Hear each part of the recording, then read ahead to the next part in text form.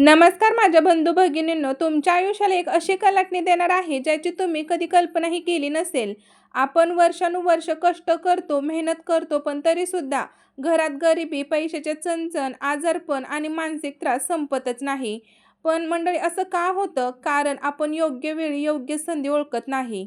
येत्या 15 जून रोजी अत्यंत दुर्मिळ असा अधिक मास सोमवती अमावस्येचा महासंयोग जुळून येत आहे. हा असा संयोग आहे जो अनेक दशकांनंतर येतो आणि या महामुहूर्तावरती अवघ्या 33 कोटी देवतांचा आशीर्वाद थेट तुमच्या घरावर बरसणार आहे. तुम्हाला कुठले पूजा किंवा मंत्र यंत्र करायची काहीही गरज नाही. हजारो रुपये खर्च करायचे नाहीत. फक्त सकाळी उठून या एका विशिष्ट झाडाचे एक पान तुमच्या घरात आणायचे आहेत. तर बघा मंडळी, फक्त एक पान आणि तुमच्या आयुष्यातून गरिबी, दारिद्र्य कायमचं नष्ट होईल. हे तुम्ही स्वतः डोळ्यांनी पाहाल. पण थांबा, हे झाड कोणतं आहे, ते पान कसं आणायचं, त्याचे नियम काय आहेत, हे जर तुम्ही चुकलात तर या उपायाचा काहीही फायदा होणार नाही. म्हणून मंडळी, हा व्हिडिओ शेवटपर्यंत नक्की पहा, कारण अर्धवट माहिती कधीच ज्ञान देत नाही आणि कायम घातक ठरते. पुढे जाण्याआधी जर तुम्ही देवावर विश्वास ठेवत असाल तर आत्ताच्या व्हिडिओला एक लाईक करून शेअर करा आणि आपल्या चॅनेलला सबस्क्राईब नक्की करा. तसेच कमेंट बॉक्समध्ये श्री स्वामी समर्थ, जय जय स्वामी समर्थ संपूर्ण श्रद्धेने आत्ताच लिहा. तसेच मंडळी, ओम नमो भगवते वासुदेवाय नमः हेही लिहा.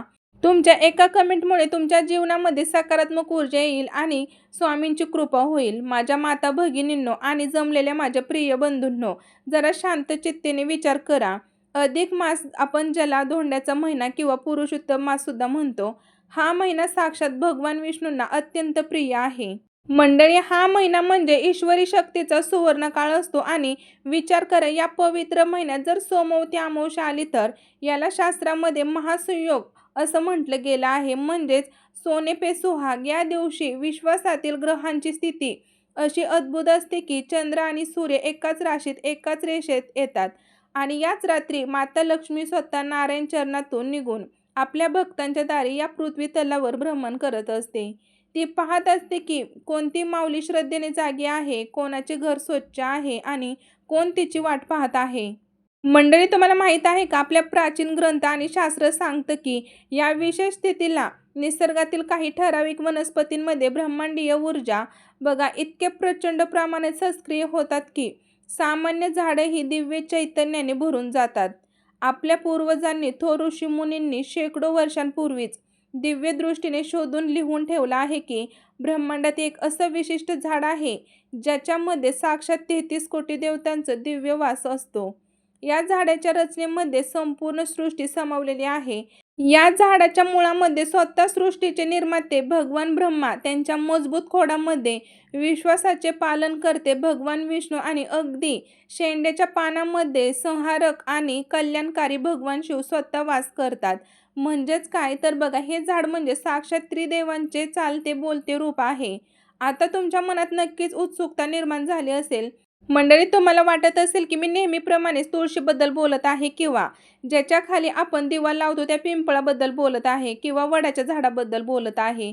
तर माझ्या माता भगिनींनो, अजिबात नाही.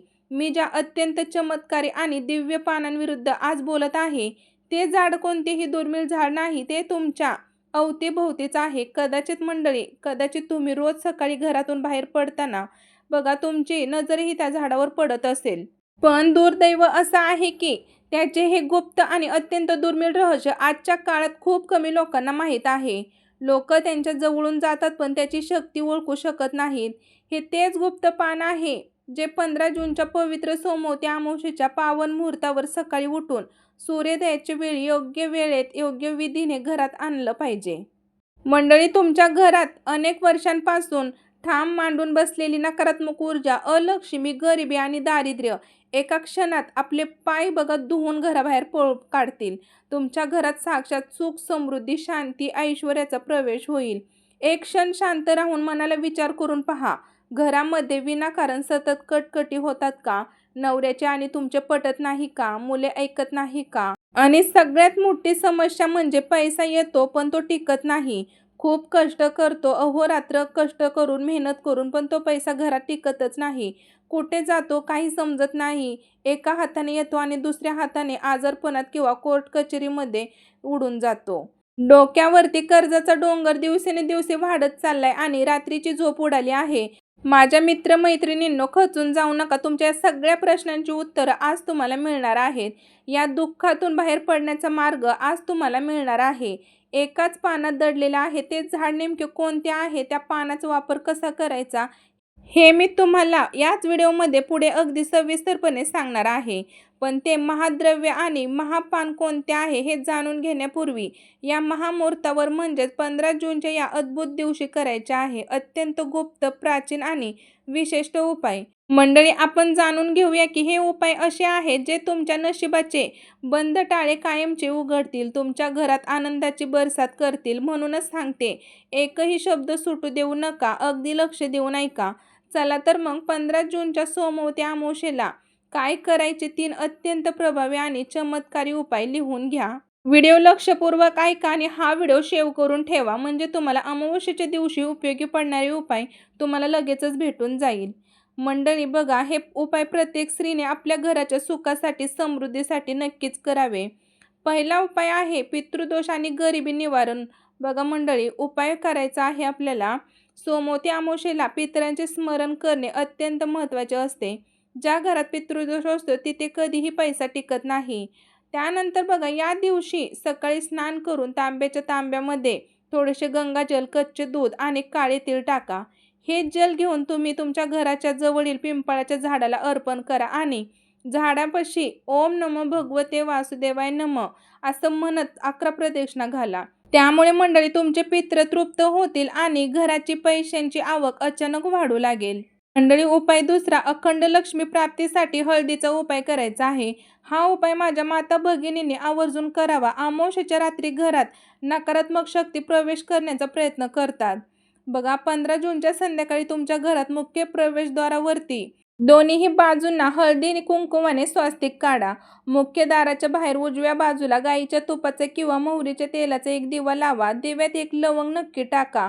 मंडळी, हा दिवा लावताना माता लक्ष्मीचे स्मरण करा, त्यामुळे अलक्ष्मी घराबाहेरच थांबते आणि माता लक्ष्मी घरात प्रवेश करते.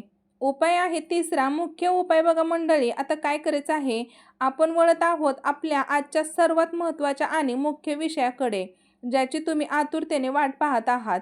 15 जून अधिक मास सोमवती अमावस्येच्या सकाळी तुम्हाला कोणत्या झाडाचे पान घरात आणायचे आहे? ते महाशक्तिशाली झाड कोणते आहे तर बघा, बेलवृक्ष म्हणजेच बेलाचे झाड, आणि दुसरे एक पान आहे ते म्हणजे पिंपळाचे पान. तर या दोन्हीपैकी कुठलेही एक पान तुम्हाला आणायचे आहे, पण त्याचे नियम अतिशय कडक आहेत. बेलपत्रात माता पार्वतीच्या घामातून उत्पन्न झालेली शक्ती असते, तर पिंपळाच्या पानात भगवान विष्णूंचा वास असतो. अधिक मास महिन्यात हा विष्णूंचा महिना आहे आणि सोमवती अमावस्या ही शिवशक्तीची तिथी आहे. त्यामुळे बेलपत्र किंवा पिंपळाचे पान या दिवशी साक्षात संजीवनी ठरते.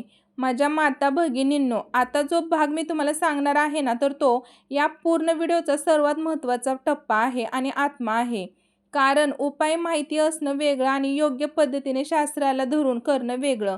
म्हणूनच सांगत असते, व्हिडिओ शेवटपर्यंत बघा, कारण अर्धवट माहिती ही नेहमी घातक असते. त्यामुळे लक्ष देऊन ऐका, कान देऊन ऐका. हे दिव्य पान झाडावरून कसं आणायचं, घरात आणल्यावर त्यावर काय संस्कार करायचे आणि ते कुठे ठेवायचे, हीच खरी बघा साखरेसारखी गोड, अत्यंत सोपी आणि तितकीच महत्त्वाची विधी आहे. इथे जर तुम्ही एक छोटीशी चूक केली तर उपायाचे फळ मिळणार नाही. म्हणूनच प्रत्येक पायरी नीट समजून घ्या. 15 जून सोमवती अमावस्येच्या पवित्र सकाळी तुम्हाला ब्रह्ममुहूर्तावर किंवा सूर्योदयानंतर लगेचच जागं व्हायचं आहे. सकाळी 6 ते 10च्या दरम्यान तुम्हाला हा काळ अमृत वेळ मानला गेला आहे. घराची स्वच्छता करून, स्वच्छ स्नान करून स्वच्छ कपडे परिधान करायचे आहेत. शक्यतो या दिवशी महिलांनी पिवळे, लाल किंवा केसरी रंगाचे कपडे परिधान करावेत, जे माता लक्ष्मीला अत्यंत प्रिय आहेत. चुकून सुद्धा काळे किंवा विटकरी रंगाचे कपडे घालू नका. मनात ओम नमो भगवते वासुदेवाय नमः किंवा नमः शिवाय हा मंत्र सतत चालू ठेवा. त्यानंतर झाडाजवळ जाताना काय काळजी घ्यायची आहे. आता तुम्ही बेलाचे किंवा पिंपळाच्या झाडाजवळ जाणार आहात, पण लक्षात ठेवा माझ्या माऊलींनो, झाडाजवळ कधीही रिकाम्या हाताने किंवा बघा उतावळीपणाने जायचं नसतं. ते साक्षात देवरूप मानले जातात. एका तांब्यामध्ये बघा म्हणजे एका तांब्यामध्ये शुद्ध पिण्याचे पाणी घ्या. सोबतच चिमूटभर अक्षदा म्हणजेच तांदूळ घ्या आणि थोडी हळद घेऊन जा. झाडाजवळ गेल्यानंतर आणि मनोभावे दोन्ही हात जोडून डोके टेकवून नमस्कार करा. ते पाणी आणि अक्षता झाडाच्या मुळाशी अर्पण करा आणि अत्यंत भावनुक होऊन देवाकडे मागणं मागावं.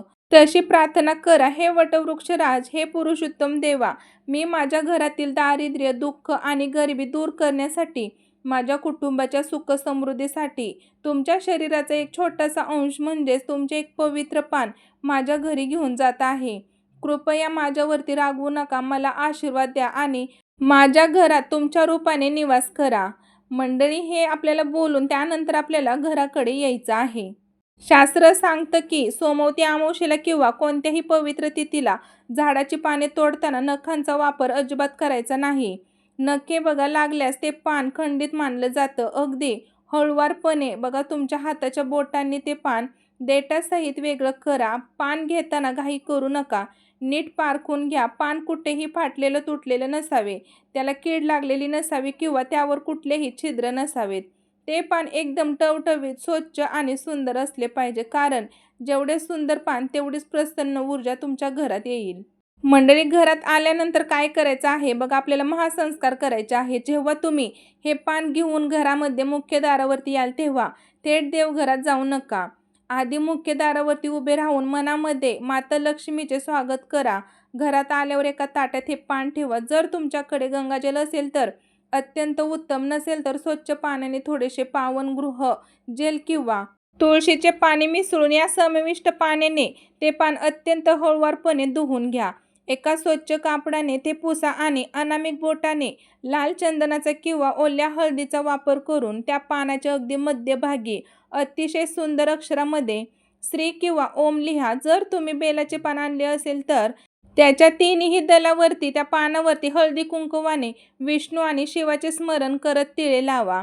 मंडळी, हे दिव्य पान कुठे प्रस्थापित करायचे आहे? आता प्रश्न येतो की हे पान कुठे ठेवायचं आहे?